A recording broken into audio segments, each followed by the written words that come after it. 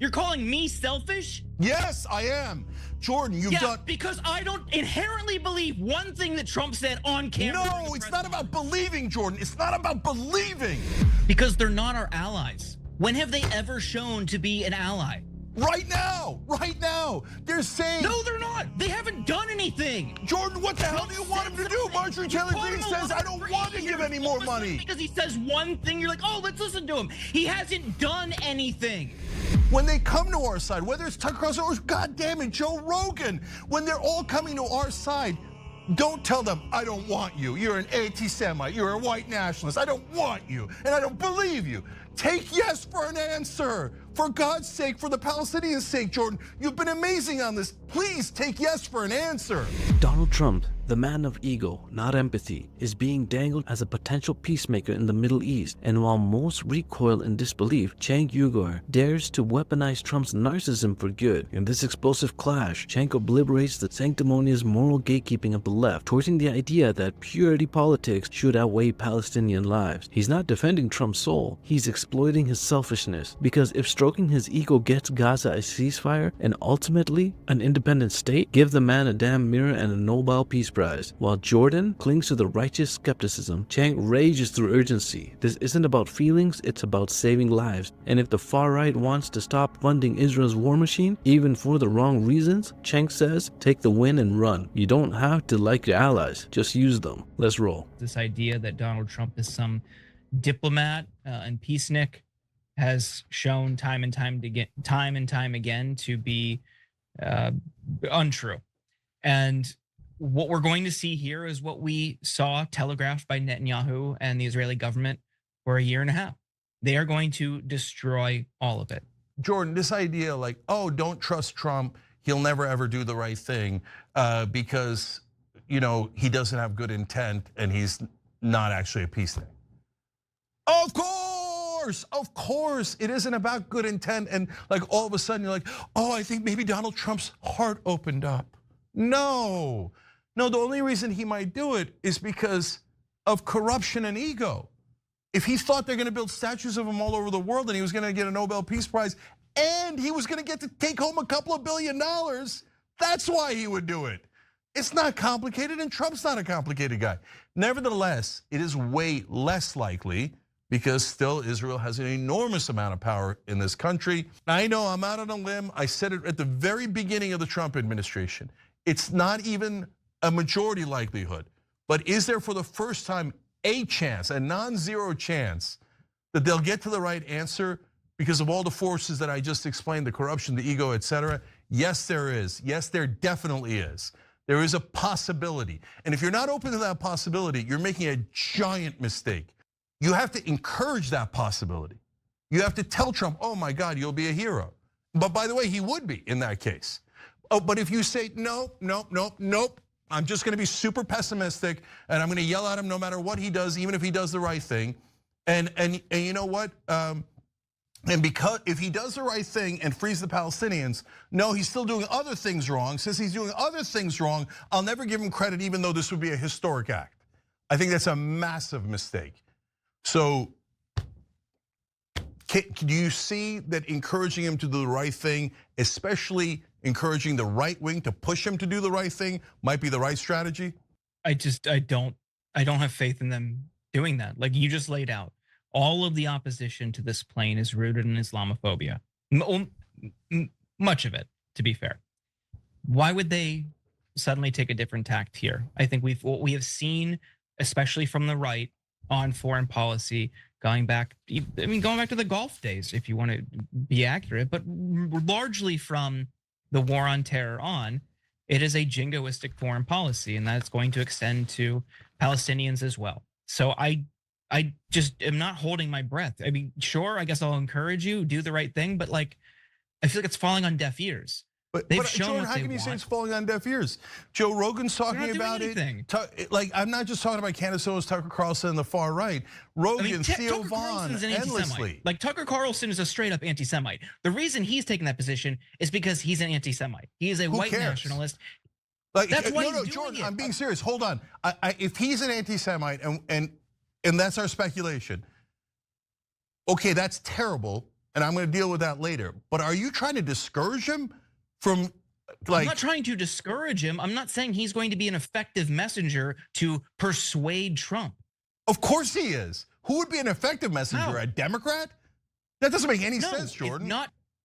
Of course, Tucker Tucker Carlson and also Marjorie claimed to Taylor be Greene in- are much more likely to persuade Donald Trump than we are.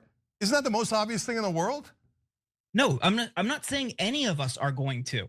He's going to listen to the most powerful in the world. He's going to listen to the military-industrial complex. That is who will reign supreme here. And if Israel wants weapons and they want to continue that cash flow, they're going to have more influence than podcaster Tucker Carlson. It boils down to money. The only reason he's saying that is because he is a white nationalist. You look at his comments on people in the Middle East going back to the 2000s. He sees them as subhuman. Like there are many comments that he made on that shock jock show. Jordan, let me. No.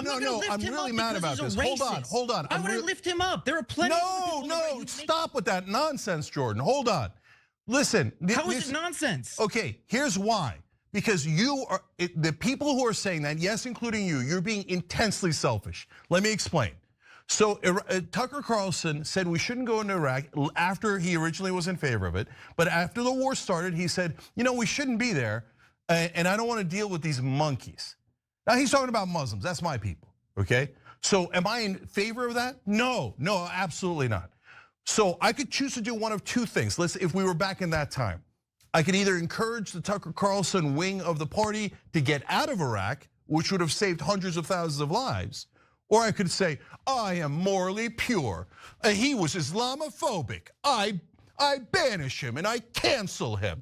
And it's better that I cancel him because of my feelings than we save hundreds of thousands of lives in Iraq.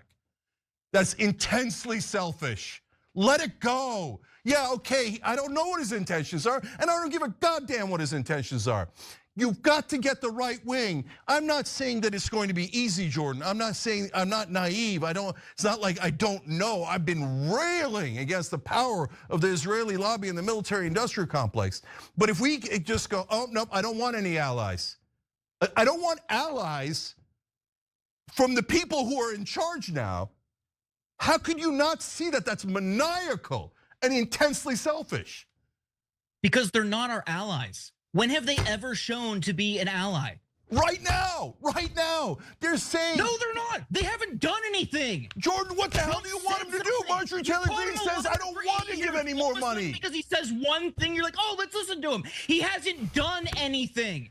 Jordan, I'm not saying go vote for Trump. I'm not saying go support Trump. I'm saying push Trump to do the right thing. The guy but you say no. You say no. You're letting the Palestinians die because of your selfishness. It drives me crazy. Cenk, I have an award for running a ceasefire website that millions of people around the world have used. You're calling me selfish? Yes, I am. Jordan, you've done. Because I don't inherently believe one thing that Trump said on camera. No, it's not about believing, Jordan. It's not about believing. So first of all, Jordan, you have been freaking amazing on this issue. You've been one of the best people in the country on this issue, and I love you for it, okay? But I'm not asking you to be naive and go, oh, I just trust Trump on everything now. I'm asking you to be political and strategic and your normal, incredibly smart self and go, when the right wing comes to our side, we're not going to their side. When they come to our side, whether it's Tucker Carlson or goddamn it, Joe Rogan, when they're all coming to our side, don't tell them, I don't want you. You're an anti-Semite, you're a white nationalist. I don't want you, and I don't believe you. Take yes for an answer. For God's sake, for the Palestinians' sake, Jordan, you've been amazing on this. Please take yes for an answer. When he does something. No, we gotta push him to do it, Jordan. By the time he decides to do it or not do it, it's too late. If you just sit back and go, oh, I'm not gonna help the right who wants to stop the funding to Israel, the right who wants to stop the ceasefire, etc. I don't believe them, they're all racist. I don't believe them, I'm not gonna help them. Okay, oh, oops, they didn't have enough power because they had no allies on our side, they had no allies anywhere else. And so we gave up, we sat on our hands, and we were losers and we were pessimistic, and we gave up on the Palestinian people. We just gave up on them because calling Tucker Carlson an anti-Semite was more important to us than saving Palestinian lives. That's my opinion. I can't stand it. I think you're dead wrong on it. I love you. You've been wonderful on this issue.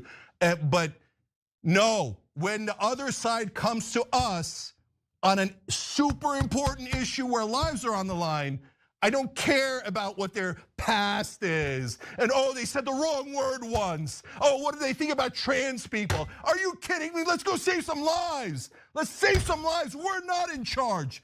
We're not in charge, they're in charge. And when they say, yes, we agree with the left, yes, we agree with Palestinians, the correct answer definitively, inarguably, is yes.